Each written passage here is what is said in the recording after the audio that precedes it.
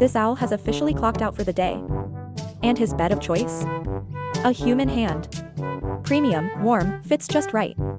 He's like, "Don't mind me, just using your palm as a pillow. Thanks in advance." Honestly, he looks more comfortable than I've ever been in my entire life. Feathers fluffed, eyes half shut, this is peak nap performance. If trust had a face, it would be this sleepy little puffball.